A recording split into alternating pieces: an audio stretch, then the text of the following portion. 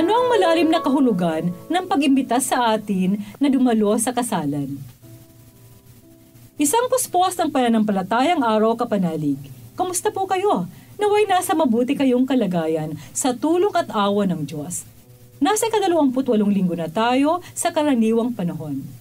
Ngayon po ay tinalaga ng simbahan bilang Extreme Poverty Day at Sunday of Cultures.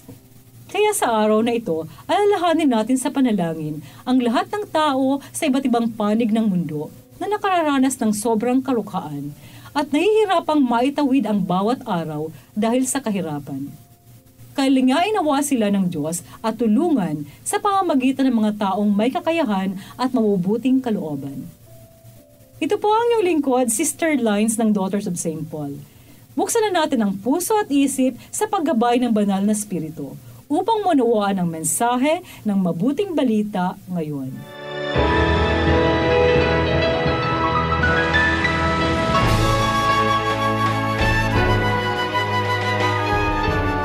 Muling nagsalita si Jesus sa pamamagitan ng mga talinhaga. Tungkol sa nangyayari sa kaharian ng langit ang kwentong ito, may isang haring naghanda sa kasal ng kanyang anak na lalaki.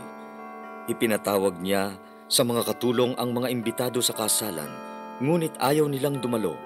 Muli niyang pinapunta ang iba pang mga katulong upang sabihin sa mga inanyayahan sa kasalan, "Naghanda ako ng pagkain.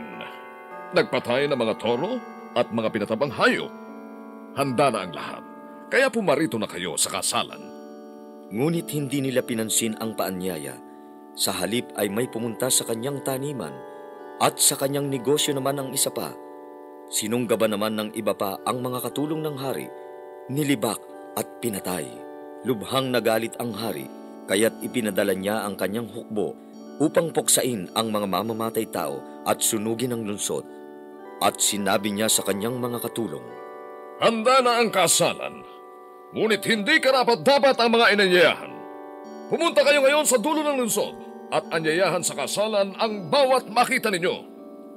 Kaya agad na lumabas sa mga daan ang mga katulong at tinipon ang lahat ng makita, masama at mabuti, at napuno ang kasalan ng mga nasa hapag. Pagkatapos ay dumating ang hari upang tignan kung sino ang mga nasa hapag, at napansin niya ang isang lalaking hindi nakadamit pampiesta. Kaya't sinabi niya sa kanya, "Kaibigan, paano ka nakapasok nang walang damit pang kasal?" Ngunit hindi umimik ang tao. Kaya sinabi ng hari sa kanyang mga katulong, "Igapos ang kanyang mga kamay at paa at itapon sa dilim, kung saan may iyakan at pagngangalit na mga ngipin." Marami ngang talaga ang tinawag, ngunit kokonti ang pinili.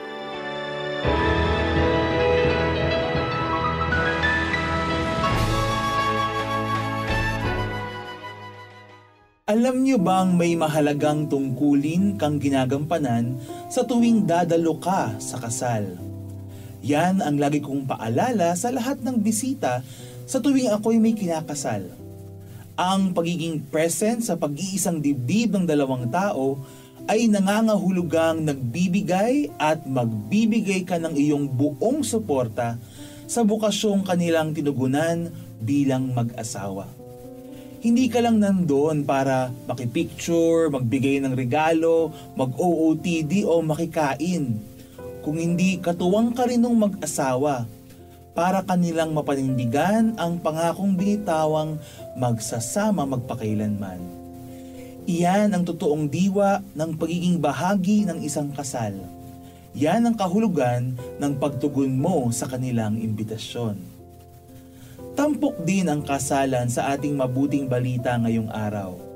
Pinakita dito ang maganda at magarbong handa ang inihanda ng hari. Nakita rin natin kung paano ito inisnab ng mga taong unang nakabatid dito. Pero hindi nagpatinag ang hari at binuksan ang masayang pagdiriwang para sa lahat. At nagsipuntahan nga ang lahat, pero may isang dumalo na hindi angkop ang kasuotan. At siya'y pinarusahan dahil dito. Mga kapanalig, tayong lahat din ay may imbitasyon mula sa Diyos, ang Ama nating Hari. Pero ito'y hindi lamang para makidalo, makikain at makisaya panandali. ang kanyang paanyaya ay tumuloy ng buong buo sa kanyang tahanan at maging ganap na bahagi ng kanyang pamilya. Tulad ng pagdalo sa kasal, ang ating pagtugon ay isang pangako na panghabang buhay.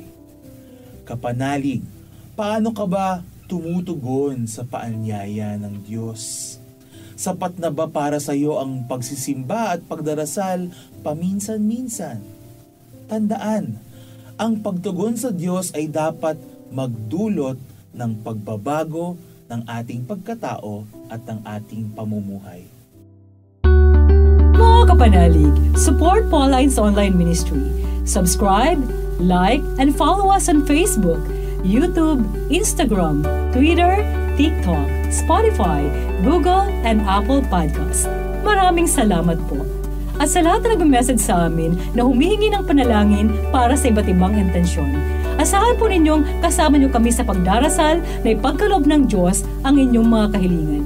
Ito po muli si Sister Lines ng Daughter of St. Paul na nagpapaalalang pagdarasal ng Santo Rosario'y ating ugaliin upang misteryo ng buhay ng Panginoong Hesukristo'y mapagnilaya natin.